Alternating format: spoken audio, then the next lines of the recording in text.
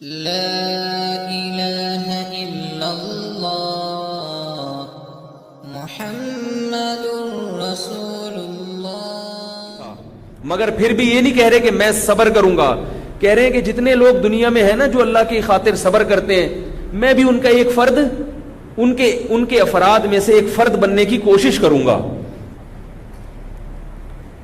تو جو دعوے کرتا ہے اللہ کی مدد اس کے ساتھ نہیں ہوتی، جس میں تواضع ہوتی ہے اس کے ساتھ اللہ کی مدد ہوتی ہے. اسماعیل علیہ السلام میں تواضع تھی تو اللہ کی مدد ہوئی حضرت اسماعیل کے ساتھ، اور آپ واقعتاً صبر کرنے والوں میں شامل تھے، صبر کیا آپ نے. تو ہمیں قربانی میں یہ سبق ملتا ہے کہ ابراہیم علیہ السلام نے جیسے اللہ کے حکم کے آگے اعتراض نہیں کیا بیٹا کاٹنے پر، تو ہم گائے کاٹنے پر کیوں اعتراض کریں بھائی؟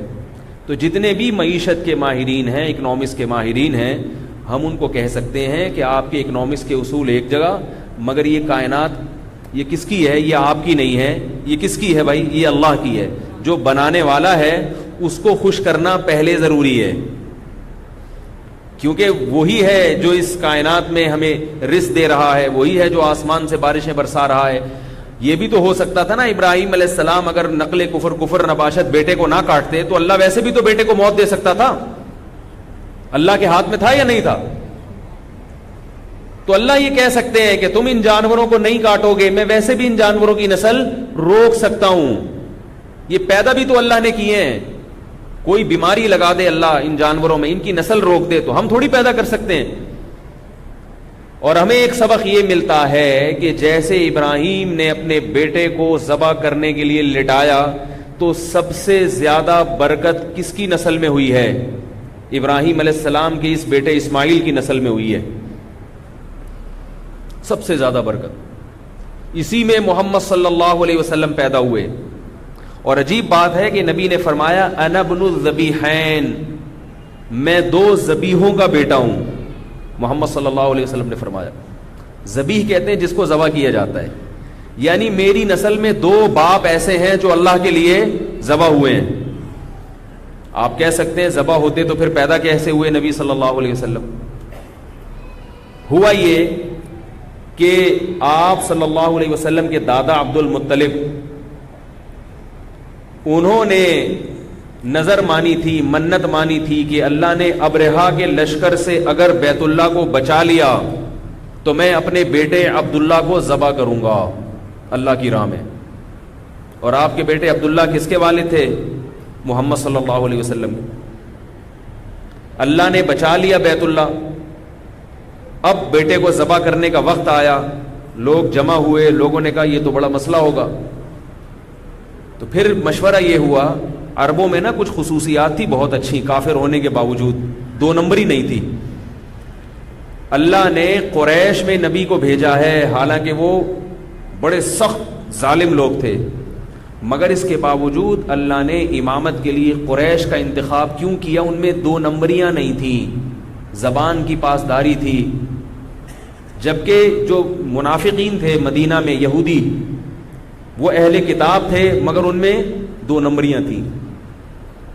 وہ اسلام کے زیادہ قریب تھے مگر پھر بھی اللہ نے ان میں پیغمبر نہیں بھیجا.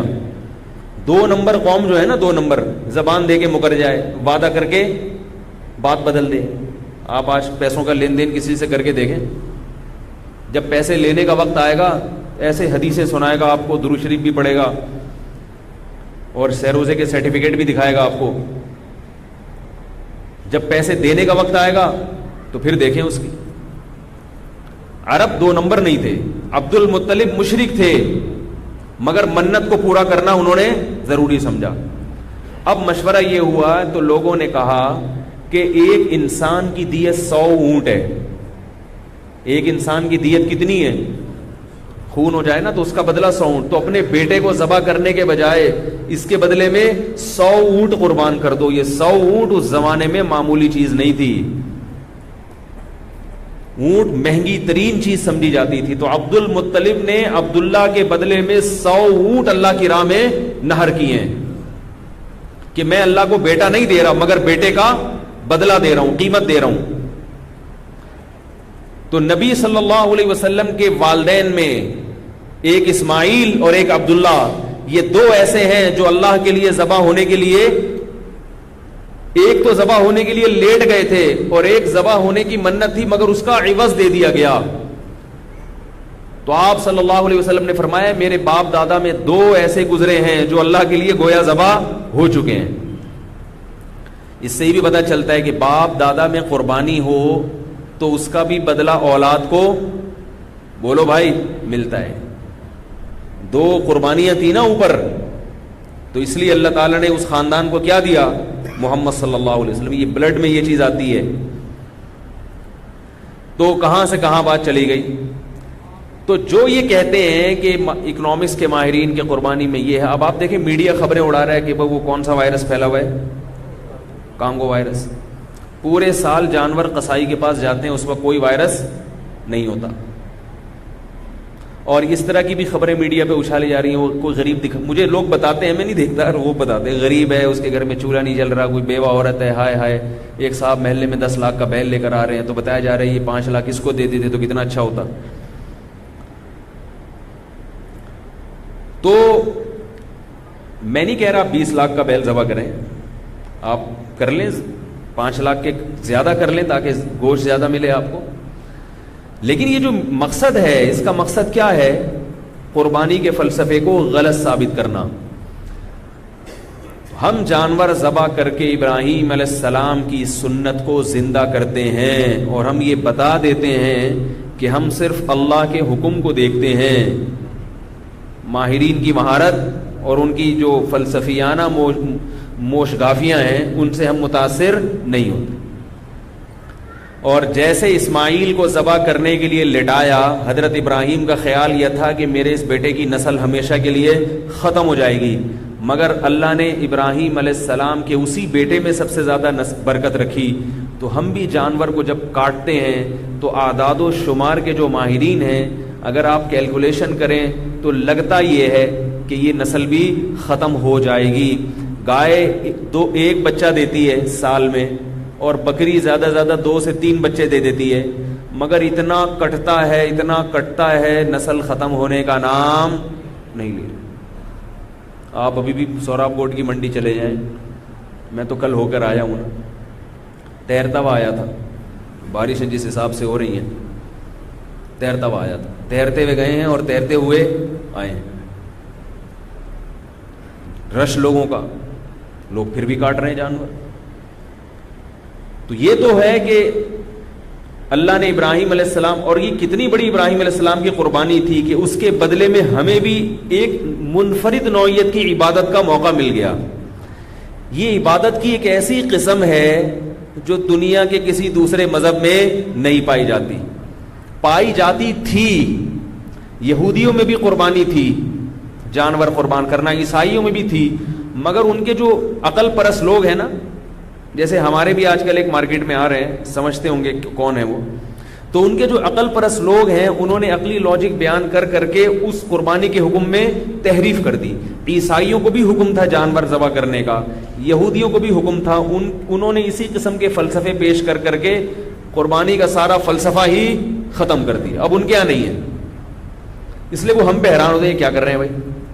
تو ہم ان سے کہہ دیں یہ تو وہ حکم ہے جو تورات اور انجیل میں لکھا ہوا ہے، تمہارے لیے تمہارے انبیاء نے بھی قربانیاں کی ہیں. اور یہ حقیقت ہے کہ اس سے معیشت بھی ختم نہیں ہو رہی بلکہ معیشت اور بہتر ہو رہی ہے.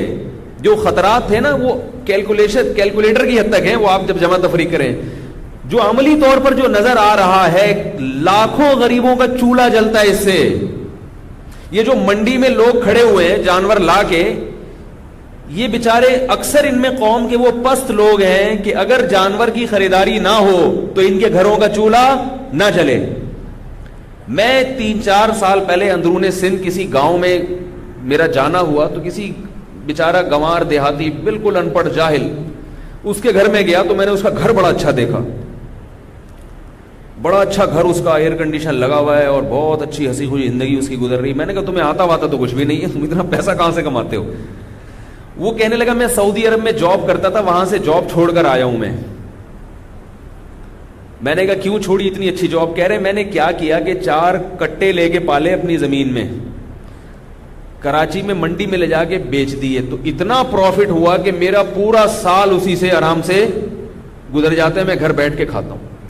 اور اس نے مجھے اپنے 4 کٹے مٹے دکھائے, 2-4 بکرے کھڑے ہوئے تھے, کچھ کٹے کھڑے ہوئے تھے, کٹے تھے پتہ نہیں بچیاں تھی کیا تھا, کیا بس میں یہی کرتا ہوں. اب ایسے لاکھوں لوگ ہیں جن کو اللہ تعالیٰ بقرعید کی برکت سے کاروبار دے رہے ہیں. قصائیوں کو دیکھ لو, جب بھی آپ کسی قصائی کے پاس سے گزرو وہ آپ کو سلام کرے گا, السلام علیکم, لیکن بقرعید کے دنوں میں وہ نہیں کرے گا, آپ کو کرنا پڑے گا اس کو سلام. بقرعید کے دنوں میں کبھی دیکھا کسی قصائی نے آپ کو سلام ہی نہیں کرتا, کہتے ایسا نہ ہو گائے لٹانے کا بول دے, ٹائم نہیں ہے بھائی. بقرعید کے دنوں میں قصائی کو آپ سلام کریں گے, وہ وعلیکم السلام کے پیسے لے گا آپ سے, کہے گا بھائی ٹائم نہیں ہے, میں نے آپ کو سلام کا جواب دیا, 50 روپے جرمانہ بھرو. پکڑائی بھی نہیں آتے. کتنا کماتے ہیں, کتنا کماتے ہیں. یہ تو وہ ہے, یہ تو میں نے بہت تھوڑا, چارے والوں کو کتنی کمائی ہوتی ہے, یہ تو وہ تھوڑا ہے جو کما رہے ہیں. فری میں کتنا لوگوں کو, گوشت ایک ایسی چیز ہے جو مہنگی ترین خوراک ہے. کتنے غریبوں کو جن کو پورے سال گوشت کھانے کو نہیں ملتا, بقرعید کے دنوں میں اتنا گوشت ان کو, وہ کھاتے بھی ہیں, کئی مہینوں کا اپنے فریج میں اسٹور بھی کر لیتے ہیں. قرآن مجید نے صدقات و خیرات کا جو فلسفہ بیان کیا ہے, کئی لا یکون دولتم بین الاغنیاء منکم, اللہ کہتے ہیں زکوٰۃ, مال غنیمت اور صدقات و خیرات کا میں حکم اس لیے دیتا ہوں کہ دولت چند ہاتھوں میں مرکوز ہو کے نہ رہ جائے. تمہارا پیسہ بہہ کے کہاں جانا چاہیے؟ نچلے طبقے میں. قربانی میں یہ پیسہ جتنا اوپر کے طبقے سے بہہ کے نیچے کے طبقے میں جاتا ہے, اتنا شاید کسی اور عبادت میں نہ جاتا ہو. مالدار لوگ قربانی کرتے ہیں, 10-10 لاکھ بھی اگر کر لیں, 9,000 15,000 20,000 حصے کے, اور 10-10 20-20 لاکھ تک بھی لوگ جاتے ہیں. تو یہ دولت مندوں کی جیبوں سے نکل کے یہ پیسہ کس کے جیب میں جاتا ہے؟ غریبوں کی. یہ اتنا گوشت ہم کھا نہیں سکتے, نہ چاہتے ہوئے بھی لوگ صدقہ کرتے ہیں قربانی کا گوشت. 1/3 تو ویسے ہی حکم ہے, بہتر ہے کہ صدقہ کر دیا جائے, لیکن کیا ہے کہ لوگ اس سے بھی زیادہ کرتے ہیں. تو اگر یہ بقرعید کا فلسفہ ختم ہو جائے تو غریب آدمی کے لیے گوشت کا حصول آسان نہیں ہوگا, مشکل ہو جائے گا. تو یہ تو میں نے تھوڑی سی روشنی اس پہ ڈالی ہے قربانی پر. اب میں ایک اور حکمت قربانی کے حکم کی بیان کرتا ہوں. ایک بات یاد رکھیں, شریعت جب ہمیں کسی بات کا حکم دیتی ہے تو اس ایک حکم میں کئی مصلحتیں چھپی ہوتی ہیں جس کا عقل پرستوں کو علم نہیں ہوتا. عقل پرستوں کہتے ہیں یہ کیا ہے, لیکن اگر آپ اس کی گہرائی میں جائیں گے تو آپ کو ایک حکم میں کئی حکمتیں نظر آئیں گی. قربانی میں ہمیں جانور کاٹنے کا حکم کیوں دیا گیا, صدقات و خیرات کا حکم کیوں نہیں دیا؟ یہ بات یاد رکھو, جانور کاٹنا صرف بقرعید میں اور عقیقے میں اور مینا میں جو دم واجب ہوتا ہے اس میں عبادت ہے, اس کے علاوہ جانور کاٹنا عبادت نہیں ہے. یہ جو صدقے کے بکرے پورے سال چلتے ہیں یہ بدعت ہے, اس کو ختم کریں, اس پہ کوئی ثواب نہیں ہے, گناہ ہے الٹا. اسلام میں صدقے کے بکرے کا کوئی تصور, بولو بھائی, نہیں ہے. کہیں بھی نہیں ملتا کسی صحابی نے بکرا کاٹا ہو صدقے میں. صدقے کا جو فلسفہ ہے وہ غریب کی حاجت پوری کرنا ہے. وہ حاجت پیسوں سے پوری ہوتی ہے, بکرے سے نہیں ہوتی. اب 20,000 کا ایک بکرا آپ غریب کو لے کے دیں, وہ کہے گا بکرے کے بجائے مجھے 20,000 کیش دے دیتے, لیکن آپ بکرا ہی کاٹ کے دے رہے ہو. اس کا مطلب ہے آپ کا یہ نظریہ ہے کہ بکرا کٹنے سے بلائیں دور ہوتی ہیں. یہ نظریہ غلط ہے. اگر آپ یہ کہتے ہیں کہ وہ پیسے کھا جائے گا تو بھائی راشن ڈلوا دو اس کے گھر میں. بعض غریب 2 نمبر بھی ہوتے ہیں, وہ 20,000 دو گے وہ گٹکے میں لگا دے گا, ہاں وہ راشن 20 بچوں کو پھر بھوکا مارے گا. تو اس کا طریقہ یہ 20,000 کا اس کے گھر میں کیا ڈلوا دو, راشن. تو یہ بکرے نہ کاٹا کریں. بکرا کاٹنا صرف بقرعید میں, عقیقے میں اور مینا میں جو دم لازم ہوتا ہے, یا شکرانے کا جو دم ہوتا ہے حج تمتع میں, حج قران میں, اس کے علاوہ جانور کاٹنا عبادت نہیں ہے. گوشت کھانا ہے تو ٹھیک ہے, ورنہ نہیں ہے یہ عبادت. لوگ بکرے کا تبھی سیلانی کے بکرے دیکھیں آپ, وہ اتنے سے وہ پنجروں میں بکرے بند کیے ہوئے انہوں نے. یہ ظلم ہے بھائی, یہ نسل کشی ہے.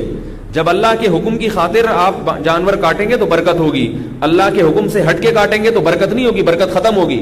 یہ جو بکرے کا گوشت اتنا مہنگا ہو رہا ہے, اس کی بہت بڑی وجہ صدقے کے بکرے ہیں. صدقے کے نام پہ لوگ پورے سال بکرے کاٹتے رہتے ہیں اور بکرے کی قیمت بڑھتی رہتی ہے اس سے. اگر یہ صدقے کے نام پہ بکرا کٹنا بند ہو جائے تو پھر آپ دیکھیں بکرے کی قیمتیں صحیح آ جائیں گی, مناسب ریٹ پہ آ جائیں گی. تو چھوڑ دے بکرے کاٹنا. اور یہ بکرے بھی بیچارے ایسے, ان بکروں کو صدقہ کرنے کا دل چاہتا ہے ان پہ کے اوپر. میں نے تو کئی دفعہ لوگوں کو یار 5 روپے کا لوسن میری طرف سے اس بکرے کو کھلا دو. سیلانی کے بکرے اتنے سے رکھے ہوئے, پیسے خرچ کیا کریں, غریب کو پیسے دیا کریں, بکرے نہ دیا کریں. بکرے آج کل مالداروں کو نہیں مل رہے, اتنا ریٹ آپ غریب کو بکرا کھلا رہے ہیں. اور اگر جانور ہی گوشت کھلانا ہے تو پھر گائے دیں. مدرسوں میں لوگ بکرے دے رہے ہیں. او بھائی مدرسے میں 20,000 کا بکرا تم دے رہے ہو, اگر 20,000 کی گائے دے دیتے, وہ مدرسے کے طلبہ 2 مہینے کھاتے بیٹھ کے, بکرا 2 دن میں ختم ہو جاتا ہے. تو اس سے پتہ چلتا ہے کہ لوگوں کی نظر میں یہ کہ جانور کٹے گا تو, اور 20,000 کا راشن ڈال دیتے وہ اور زیادہ اچھا تھا. تو خیر میں یہ عرض کر رہا تھا کہ شریعت ایک حکم دیتی ہے تو اس میں کئی حکمتیں چھپی ہوئی ہوتی ہیں. یہ جو ہمیں 4 قسم کے جانور کاٹنے کا حکم ہے, دیکھو عقیقے میں بھی جانور کٹے گا, اور جانور بھی گائے ہو, اونٹ ہو, بکرا ہو یا دمبا ہو, بھینس بھی گائے میں داخل ہے. اس کے علاوہ جانور عقیقے میں قبول نہیں ہے. کیا خیال ہے؟ بقرعید میں بھی یہ 4 جانوروں میں سے کوئی کٹے گا. مرغی کاٹیں گے تو 100 مرغیاں کاٹ دیں قربانی, بولو نا بھائی. مینا میں بھی کیا ان 4 میں سے کوئی جانور کاٹنا پڑے گا. کیا خیال ہے؟ ایک اور عبادت ہے شریعت میں کھانا پینا عبادت نہیں ہے, یہ ذہن میں رکھو. صرف 4 مواقع ہیں جہاں کھانا پینا شریعت نے عبادت رکھا ہے. ایک بقرعید میں, اس میں گوشت کھانا عبادت ہے باقاعدہ. نبی صلی اللہ علیہ وسلم جو ہے نا دعوت نہیں کرتے تھے لوگوں میں, صرف ولیمے پہ دعوت کی ہے آپ صلی اللہ علیہ وسلم نے. ولیمہ یہ بھی عبادت ہے. یعنی اسلام میں 4 قسم کے کھانے ہیں کہ جن میں کھانا باقاعدہ عبادت ہے, ورنہ اسلام میں روزہ عبادت ہے, کھانا عبادت, بول لو بھائی یار. اور کھانا بھی ہے تو بہت تھوڑا کھانا ہے اسلام میں, یہی ہے اسلام کی بات کر رہا ہوں. باقی ہم لوگ کا کیا حساب کتاب ہے وہ آپ کو سب کو پتہ ہے. نبی صلی اللہ علیہ وسلم نے فرمایا بدترین برتن جو بھرا جائے وہ میدا ہے انسان کا. یعنی کوئی بھرا ہوا برتن آپ صلی اللہ علیہ وسلم کو اتنا ناپسند نہیں تھا جتنا کسی کا بھرا ہوا پیٹ. بہت سخت وعیدیں اس پر پیٹ بھر کے ٹھوسنے پر. تو کھانا پینا اسلام میں پسندیدہ کام, کھلانا پسندیدہ کام ہے, کھانا پینا پسندیدہ کام نہیں.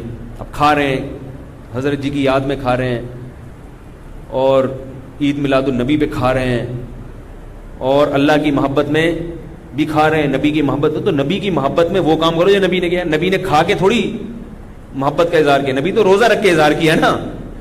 تو نبی کی محبت میں روزہ رکھو. کیا خیال ہے؟ کم کھاؤ. تو یہ بہت اہم بات کرنے چلا ہوں, اللہ کرے سمجھ میں آ جائے. تو اسلام میں 4 قسم کے کھانے ایسے جن میں باقاعدہ کھانا عبادت ہے, اور کھلانا بھی اور کھانا بھی ایسے موقع پہ. ان میں ایک ہے بقرعید.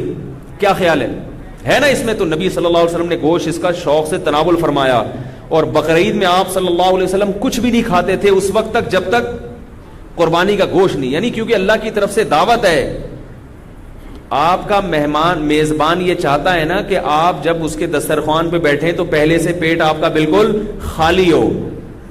تو آپ صلی اللہ علیہ وسلم صبح سے کچھ بھی نہیں کھاتے تھے, کیونکہ اللہ جب گوشت کھلا رہے ہیں تو آپ چاہتے تھے کہ میرا معدہ بالکل خالی ہو, اس گوشت کو رغبت سے کھا سکوں میں. کسی نے دعوت کی اور آپ پیٹ بھر کے چلے گئے, اب آپ 2 نوالے لے کے رک گئے, وہ جس نے دعوت کی اس کو غصہ آئے گا کہ نہیں آئے گا؟ تو اس لیے یہ جو نبی نے صبح کچھ نہیں کھاتے تھے نا, اس لیے تاکہ رغبت سے کھائیں. لیکن یہ اس وقت ہے جب قربانی وقت پہ تیار ہو جائے. آج کل 6-7 بھی بچ جاتے ہیں تو کھا لیا کریں, ٹھیک, کیونکہ جانور قربان کرنے کا حکم ہے, خود قربان ہونے کا حکم نہیں ہے. تو اگر جلدی ہے 10-11 بجے تک گوشت تیار ہو جائے گا تو بھوکے رہیں, اگر اس سے بھی دیر ہو رہی ہے تو 2 نوالے کھا لیا کریں, کیونکہ پھر اتنا زیادہ وہ عید کا دن بھی ہے نا, یہ بھی تو دیکھنا ہے. تو اور اگر کوئی برداشت کر سکتا ہے شام تک کچھ بھی نہ کھائے تو ثواب کی بات بہرحال یہی ہے کہ کچھ بھی نہ کھاؤ، پہلا نوالا کون سا اترے؟ قربانی کے گوشت. تو ایک کھانا عبادت ہے کب؟ قربانی میں. دوسرا کھانا عبادت ہے عقیقے میں، ٹھیک ہے نا، عقیقے میں حکم ہے کھاؤ بھی کھلاؤ بھی. تیسرا جو حج تمتع میں اور حج قران میں قربانی کرتے ہیں اس میں بھی حکم ہے کھاؤ، وہ بھی قربانی ہی ہے، تو اس کو ہم بقرعیدی میں ڈال دیتے ہیں.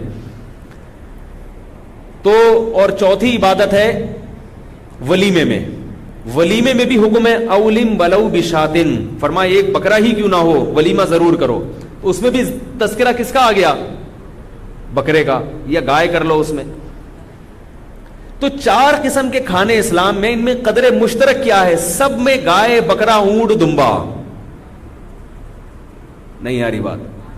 یہ بھی تو اسلام کہہ سکتا تھا کہ تمہارے یہاں بچہ پیدا ہوا ہے تو بریانی کی 4 دیگیں پکا لو،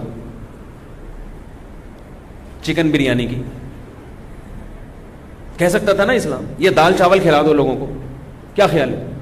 بقرعید پہ اللہ کہتے ہیں قربانی کرنی ہے تو 100 مرغیاں کر دو، یا لوگوں کو ویسے ہی جمع کر کے خود بھی کھاؤ اور مسور کی دال اور دال چاول کھلا دو، خود بھی کھاؤ پبلک کو بھی کھلاؤ. ہر جگہ ذکر آ رہا ہے اونٹ، گائے، بکرا، دمبا، اس کے علاوہ نہیں. اس سے پتہ چلتا ہے کہ یہ 4 جانوروں کا گوشت ایسا ہے کہ شریعت چاہتی ہے کہ مسلمان کھائیں. دنیا کی بہت ساری قومیں گوشت نہیں کھاتی، بہت ساری قومیں بڑا گوشت یعنی چکن اور مچھلی تو کھا لیں گی، یہ بڑے جانوروں کا گوشت نہیں کھاتی. اسلام میں ان جانوروں کا گوشت کھانا مذہب کا حصہ ہے. آپ مذہب کی بہت سارے احکامات کو فالو کر ہی نہیں سکتے جب تک آپ اونٹ کا گوشت، گائے کا گوشت، بکرے کا گوشت اور دمبا کا گوشت نہیں کھاؤ گے. بتاؤ جو بکرے کا گوشت نہیں کھاتا وہ بقرعید منا سکتا ہے؟ بہت سے کہتے ہیں ہمیں بکرا نہیں کھانا. ایکچولی کے بعد کچھ بھی لگا دیں آپ، ٹھیک ہے نا، ہم نہیں کھا سکتے. وجہ کیا ہے؟ اسلام کیا چاہتا ہے؟ مسلمان کیا کھائے؟ گوشت کھائے. نہیں آ رہی بات سمجھ؟ اسلام کیا چاہتا ہے؟ مسلمان ہندو کی طرح سبزیوں پہ گزارا نہ کرے ورنہ پریڈ کرتے ہوئے گر جائے گا.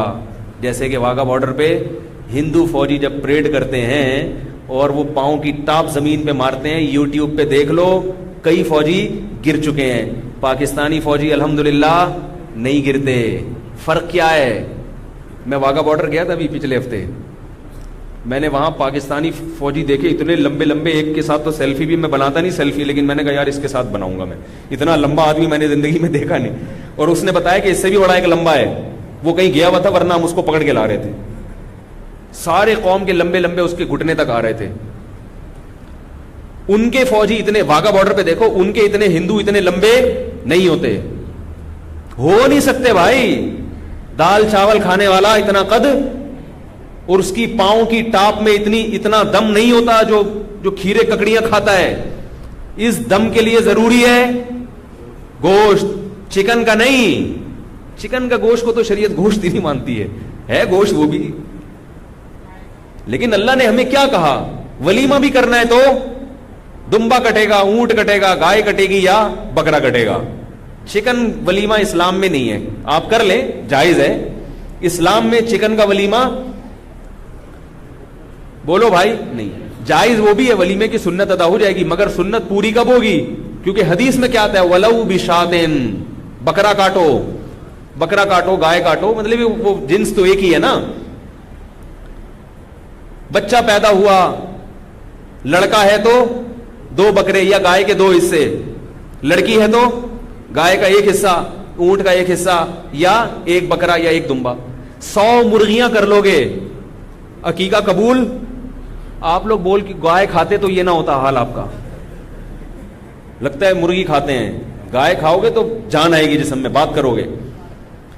عقیقے میں ہے 100 مرغیاں کاٹ لو تو یار بھائی 100 کاٹ لو، پورا فارم ہی، پورا جو ہے نا پولٹری فارم کاٹ دو، عقیقہ نہیں ہوگا. وہ ٹھیک ہے ایک اللہ کی طرف سے اظہار تشکر ہو جائے گا، شکرانہ ہو جائے گا، عقیقہ نہیں ہوگا.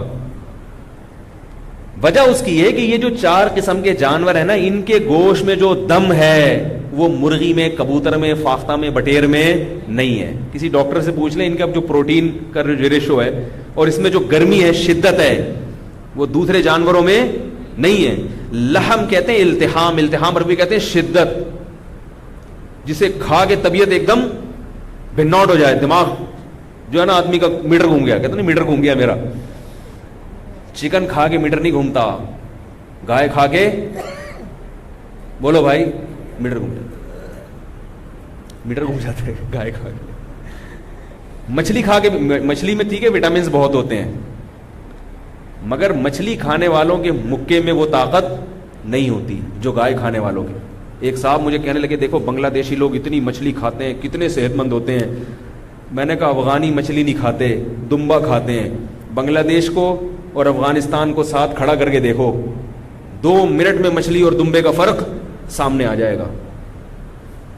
ٹھیک ہے وہ بنگالی لوگوں کی صحتیں اچھی اس حوالے سے ہوتی ہیں, آنکھیں ان کی تیز ہوتی ہیں, بال کالے ہوتے ہیں, عمر مچھلی کھانے میں یہ سارے فائدے ہیں. مچھلی کھانے والے کی عمر بھی لمبی ہوتی ہے, گائے کھانے والے کی عمر کم ہوتی ہے, مگر وہ تھوڑی عمر میں وہ کچھ کر کے چلا جاتا ہے جو مچھلی کھانے والا 200 سال میں.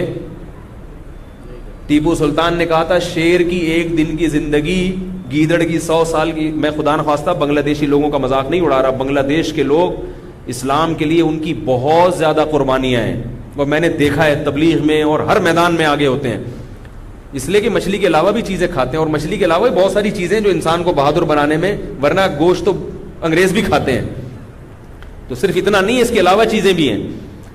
لیکن بہرحال گوشت میں اثر اللہ نے رکھا ہے. کیا اثر ہے؟ اسے کھا کے آپ کے اندر جو طاقت اور قوت پیدا ہوتی ہے وہ طاقت دوسری قسم کا گوشت کھانے سے بولو بھائی نہیں پیدا ہو. جتنے بھی درندے ہیں جو لڑاکا ہیں وہ سبزیاں کھاتے ہیں, گوشت کھاتے ہیں. ادھر شیر کو کھڑا کرو, ادھر بکری کو کھڑا کرو, خوراک شیر کو گھاس کھلاؤ اور بکری کو گوشت. بکری گوشت کھا لے گی, چاہے اس کو کوفتے بنا کے, کباب بنا کے, دم درود کر کے جتنی بھی کوشش کرو گے وہ گوشت نہیں کھائے گی. اور ادھر سے شیر ہے, اس کو آلو پالک کا بہترین سالن بنا کے کھلا کے دکھا دو, آپ کھا لے گا؟ اس کو آپ جوس پلاؤ, سیب کھلاؤ, کھائے گا؟ جیسے ہی گوشت دکھاؤ گے بلکہ ہو سکتا ہے آپ ہی کو کھا جائے وہ. جب آپ اس کو اس طرح کا مذاق کرو گے نا, اس کے پالک دکھا کے پالک کا سالن, تو وہ اتنا غصہ آئے گا کہ وہ آپ کو کھا جائے گا, بولے گی میری توہین ہے, یہ پالک کھلا رہے ہو مجھے. اب دونوں کی خوراکوں میں فرق دیکھو اور دونوں کے لائف اسٹائل میں فرق دیکھو. شیر کا اسٹائل شیروں والا گوشت کھانے کی وجہ سے ہے, اور بکری کا اسٹائل بکری والا گھاس کھانے کی وجہ سے, سبزیاں کھانے کی وجہ سے. ہمارے حضرت تو کئی فرق بیان کیا کرتے تھے گوشت خور میں اور سبزی خور میں. شیر کی آواز میں اگر دم ہے تو کیوں ہے؟ گوشت کھاتا ہے. بکری کی آواز میں دم, شیر کی تو دھاڑ سن کے لوگ گر جاتے ہیں. واگا بارڈر پہ جو ہمارے فوجی چیختے ہیں نا, یہ میں نے دیکھا کہ ہندوؤں کی آواز میں وہ دم, جب کہتے ہیں نا پریڈ ہوشیار ہوگی, تو جو ہمارے فوجی جب پریڈ کا لفظ نکالتے ہیں ان کی آواز میں جو دم ہے, وہ ہندوؤں کے جو فوجی جب آواز نکالتے ہیں تو لگتا ہے پھیپھڑے نکل کے باہر آ جائیں گے ان کے. آدمی کہتا ہے بھائی تھوڑا ہلکا رکھ لیں, ہمیں پتہ ہے آپ, وہ نہیں چیخ سکتے. یہ آواز میں دم کہاں سے پیدا ہوا ہے؟ اس لیے کہ ہم کیا کرتے ہیں, بقرعید پہ مسور کی دال, کیک نہیں کھاتے. اسلام میں کیک ویک نہیں ہے. ہاں آپ یہ دیکھ لو, یہ جو عیسائی کرسمس میں کیا کھاتے ہیں, کیک. ان کی کرسمس میں کیک ہے اور ہماری کرسمس میں گائے کا گوشت, اونٹ کا گوشت. فرق تو ہوگا نا بھائی, کیا خیال ہے بھائی؟ تو اللہ نے مسلمان کو گوشت کیوں کھلایا کہ بھی شادی ہو رہی ہے تو بھی گوشت, عقیقہ ہو رہا ہے تو بھی گوشت, اور قربانی ہے تو بھی گوشت, جب حج تمتع اور قران کیا تو بھی خوشی میں کیا کھاؤ گے, گوشت. اور اگر کوئی جنایت ہو گئی حج میں تو خود تو نہیں کھاؤ گے, لیکن دم دے کے دوسرے غریب کو کیا کھلاؤ گے, گوشت. یہ تمہارے بہانے وہ تو بنے نا ذرا, وہ بھی تو مسلمان ہے نا. تو بھائی یہ اتنا گوشت کھلانے کا مقصد کیا ہے؟ کہ تمہیں اپنے ملکوں کے دفاع کے لیے جسمانی طاقت کی جتنی ضرورت ہے اتنی ضرورت دوسروں کو نہیں ہے، ورنہ دوسرے تمہیں کچا کھا جائیں گے. وہ گوشت تو نہیں کھاتے لیکن انسانوں کو کھانے کی کوشش کرتے ہیں. تو اللہ چاہتے ہیں ہماری چال بھی شیروں والی بنے اور ہماری دھاڑ بھی شیروں والی بنے. وہ ایک فاسٹ بالر تھا شعیب اختر. میں کرکٹ نہیں دیکھتا الحمدللہ، لوگوں سے پتہ چل جاتا ہے. تو وہ کہتے ہیں اتنی تیز بالنگ کراتا تھا کہ کسی ہندو پلیئر سے کسی نے پوچھا کہ یار تم اتنے فاسٹ بالنگ کیوں نہیں کرا سکتے؟ تو اس ہندو نے کہا کہ وہ گوشت کھاتا ہے اور ہم گوشت، بولو بھائی، گوشت نہیں کھا کے نا آپ تو بالنگ نہیں کرا سکتے. تو رہا یہ کہ گوشت میں اتنی بیماریاں ہیں. لوگ یہ بھی کہتے ہیں، ڈاکٹر صاحبان بھی یہاں کچھ بیٹھے ہوئے ہوں گے، بولیں گے یار تو ہماری تو اچھا ہے کلینک چلتی رہے گی، گوشت کھائیں گے بیمار ہوں گے. بیمار اس لیے ہو رہے ہیں کہ ہم کھا شیروں والی خوراک رہے ہیں، کام ہمارے بکریوں والے ہیں.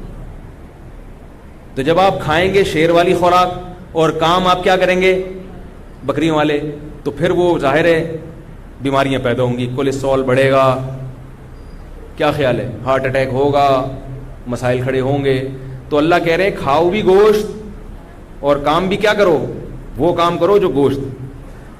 ان میں ایک کام تو وہی ہے جو میں بتاتا رہتا ہوں. ہندو ایک شادی کرتا ہے، اسلام میں کتنی شادیاں ہیں؟ پیغمبروں کی سنت زیادہ بیویاں رکھنا ہے. عرب یہ صرف ہندوستان اور پاکستان اور بنگلہ دیش میں ہے، باقی پوری دنیا میں جس ملک میں بھی چلے جاؤ کسی مسلمان کی آپ کو ایک بیوی نظر نہیں آئے گی، سب دو دو تین تین. یہ ہمارے یہاں ہی ہے، ہندوؤں سے ہم نے سیکھی ہے. شکر ہے ہندوؤں سے گوشت چھوڑا نہیں وہاں رہ کے. تو اب ہم خوراک مسلمانوں والی کار کھا رہے ہیں اور شادی کے معاملے میں فالو کس کو کر رہے ہیں؟ ہندوؤں کو. تو یہ معاملہ کیا ہوگا؟ ہارٹ اٹیک بھی ہوگا. پھر کیا خیال ہے؟ اتنی انرجی جب جمع ہوگی تو دھماکے کے ساتھ پھٹ جاؤ گے دھماکے کے ساتھ. دوسرا کام جسمانی محنت. صحابہ کرام میں بعض صحابہ گھوڑے سے تیز دوڑتے تھے. سلمہ ابن اکوع رضی اللہ عنہ، کوئی بھی صحابی ایسا نہیں تھا جو تیز دوڑنا نہ جانتا ہو. گھوڑوں کی پشت پہ سوار ہونا، دوڑنا، رات کو جلدی سونا، صبح جلدی اٹھنا، یہ سارے کام کس کے تھے؟ ہمارے نبی اور صحابہ کے. بہت کم سوتے تھے، بہت زیادہ جاگتے تھے. ہم خوراک شیروں والی کھا رہے ہیں. صحابہ تو شیر تھے نا، اور کام کون سے کر رہے ہیں؟ بکریوں والے. ایک تو بکری سارا دن منہ گھماتی رہتی ہے، دیکھا ہے نا، جب چپ کبھی بیٹھتی ہی نہیں ہے، جیسے آگے بیٹھے گی منہ گھمانا شروع. آج بھی آپ دیکھ لو کسی نوجوان کا منہ آپ کو کبھی خالی نظر نہیں آئے گا، یا تو چنگم ہوگی یا گٹکا ہوگا یا نسوار ہوگی یا سگریٹ ہوگا، خالی منہ نظر نہیں آئے گا اس کا آپ کو کبھی. ایک دن میں نے دیکھا ایک آدمی ایسے منہ گھما رہا ہے. میں نے کہا یار انسانوں کا تو نہیں سنا تھا، یہ بھی جگالی کرتے ہیں. گائے بکریاں آتی ہیں نا منہ گھما رہی ہوتی ہیں، جگالی. پتہ چلا چنگم کھا رہا ہے. جب آپ چنگم کھاؤ گے، منہ گھماؤ گے، تو کام یہ شیر والا ہے یا بکری والا؟ بکری والا. شیر بہت تھوڑا کھاتا ہے لیکن اتنا کھائے گا کہ وہ ایک ہفتہ چل جائے گا. بکری سارا دن کھاتی ہے مگر دہشت پھر بھی پیدا. تو شریعت نے کیا کہا؟ تھوڑا کھاؤ مگر اچھا. ایسا نہیں بکری کی طرح سارا دن. کیسے کھاتے ہیں؟ صبح اٹھ کے ناشتہ کیا، بلکہ ناشتے سے پہلے نہار منہ. کوئی حکیم صاحب نے کچھ کہا ہوا ہوتا ہے کھانے کا، وہ نہار منہ کھایا، اس کے بعد پھر ناشتہ کیا. ناشتے کے بعد ڈاکٹر صاحب نے کوئی دوا دی ہوئی ہے وہ کھائی. پھر اس کے بعد آفس گئے تو وہاں چائے پی، جاتے ہی چائے پی تاکہ کام صحیح طرح سے ہو سکے. چائے پینے کے بعد پھر 10:30 11 بجے تو چائے کا ٹائم ویسا ہی ہوتا ہے، یعنی وہ تو باقاعدہ چائے کے لیے ٹائم دیا گیا ہے. اس میں چائے کے ساتھ بسکٹ وغیرہ کچھ لے لیے. پھر لنچ ہے، لنچ کے بعد پھر بھی کچھ کھا لیتے ہیں. دوپہر کو بھی حکیم صاحب نے کہا ہوا تھا یہ دوپہر کو کھانے کے بعد کھانا ہے. پھر اس کے بعد جب شام کو گھر آئے تو پھر چائے کا ٹائم ہے، پھر اس کے ساتھ سموسے رول بھی چل رہے ہیں. تو بکری بھی اتنا نہیں کھاتی بھائی، ہم نے تو بکریاں پالی ہیں. پھر اس کے بعد رات کو پھر کچھ کھا رہے ہیں. پھر سونے سے پہلے دودھ پی کے ڈاکٹر نے کہا ہے. ڈاکٹر کو اگر پتا چلے نا کہ یہ سارا دن یہ پھر ڈاکٹر خدا کی قسم نہیں کہتا کہ آپ رات کو سونے سے پہلے، وہ سمجھ رہے سارا دن کچھ نہیں کھا رہے تو چلو رات کو دودھ پی کے سو جاؤ. پھر رات کو دودھ پی کے سو رہے ہیں. تو یہ خوراک بکریوں کی ہے، شیروں کی نہیں ہے. تو شیر والی خوراک بھی کھائیں، ہمیں شریعت کھلا رہی ہے، اور کام بھی کون سے کریں؟ شیر والے. اپنے ملک اور مذہب کے دفاع میں شیر بننے کی کوشش کریں, آواز میں گرج پیدا کریں, جسمانی ورزش کریں, ایکسرسائز کریں, تیز چلنا سیکھیں, دوڑنا سیکھیں. ایک آرمی کے آفیسر سے میں کچھ دن پہلے مل کر آیا, بڑے ہینڈسم, اتنے ہینڈسم تھے کہ میں کھڑا ہوا تھا, ایک لڑکی آئی سیلفی بنا کے چلی گئی. یعنی وہ کھڑے میں میرے ساتھ, ایک لڑکی دوڑتی اور ایسے جلدی سے ان کے میرے ساتھ نہیں, ان آفیسر کے ساتھ. تو وہ آفیسر مجھے کہہ رہے ہیں یار یہ بڑے مسائل ہیں ہم لوگ کے ساتھ, میں کھڑا ہوا ہوں اور یہ لڑکی سیلفی بنا کے چلی گئی, ایسی عجیب سی پرابلمس ہیں. تو میں نے ان سے مذاق میں کہا, میں نے کہا آپ لوگ کے ساتھ پرابلمس بھی کتنی اچھی اچھی ہوتی ہیں. اسی مذاق کیا میں نے کہا آپ لوگوں کے ساتھ جو پرابلمس ہیں وہ بھی کتنی اچھی اچھی پرابلمس ہوتی ہیں آپ لوگوں کے ساتھ. عام نوجوانوں کو پتہ چلے وہ تو کہیں گے یار یہ پرابلم ہمیں دے دو, ٹھیک ہے. وہ کہہ رہے نہیں یار یہ فیس بک پہ کہیں ڈال دے گی, میری بیوی دیکھے گی تو وہ بولے گی یہ میں نے. تو میں نے کہا بیوی کو بتا دو بھائی یہ پرابلم ہے میرے ساتھ, میں کیا کروں. تو میں نے کہا آپ ورزش کتنی کرتے ہو؟ انہوں نے کہا صبح 1.25 گھنٹہ دوڑتا ہوں, صبح 1.25 گھنٹہ. یہ ہمارے آفیسرز ہیں.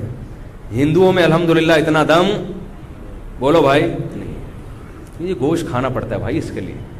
تو یہ قربانی کے میں نے کچھ 2 چھوٹے چھوٹے فلسفے بیان کیے ہیں, اس کے علاوہ بھی بہت ساری حکمتیں ہیں قربانی میں, اگلی بقرعید میں انشاءاللہ وہ بیان کریں گے. اب چند مسائل ہیں جو میں جمعے کی نماز کے بعد بیان کروں گا, کیونکہ نماز کا ٹائم ہو گیا ہے. جمعے کی نماز کے بعد جو حضرات بیٹھنا چاہیں وہ بیٹھیں, جو جانا چاہیں ان کی چھٹی ہے. اب جو بیٹھیں گے وہ اپنی مرضی سے بیٹھیں گے, ٹھیک ہے نا. تو وہ پھر مجھے یہ نہیں کہیں گے کہ آپ نے ہمیں کیوں بٹھا کے رکھا ہوا ہے. میری طرف سے نماز کے بعد آپ سب کی چھٹی ہے. کچھ مسائل ہیں قربانی کے حوالے سے, گوشت کی تقسیم کے حوالے سے, کچھ قصائیوں کے حوالے سے, کچھ چھوٹے موٹے مسائل ہیں, وہ میں بیان کروں گا دعا کے یعنی نماز کے بعد. تو جو اپنی مرضی سے بیٹھنا چاہیں 15-20 منٹ کا سیشن ہوگا, وہ اس سے زیادہ لمبا نہیں ہوگا. جو بیٹھنا چاہیں بیٹھ لیں, جانا چاہیں چلے جائیں. جو بیٹھنا چاہیں اور درمیان میں جانا چاہیں تو ان کو بھی اجازت ہے کہ بھائی بیٹھ کے ہم نے دیکھا تھا لیکن مزہ نہیں آ رہا تو ہم جانا چاہتے ہیں, تو بغیر پوچھے وہ بھی جا سکتے ہیں. تو بانڈ میں کسی کو نہیں کر رہا, کیونکہ پھر لوگ بولتے ہیں مولوی لوگ جو ہے نا جب ایک دفعہ چلے جاؤ تو یہ بٹھا کے رکھتے ہیں. تو کسی کو نہیں بٹھا رہا, اپنی مرضی سے جو بیٹھنا چاہے گا بیٹھ جائے گا. سبحانک اللہم و بحمدک نشہد ان لا الہ الا انت نستغفرک و نتوب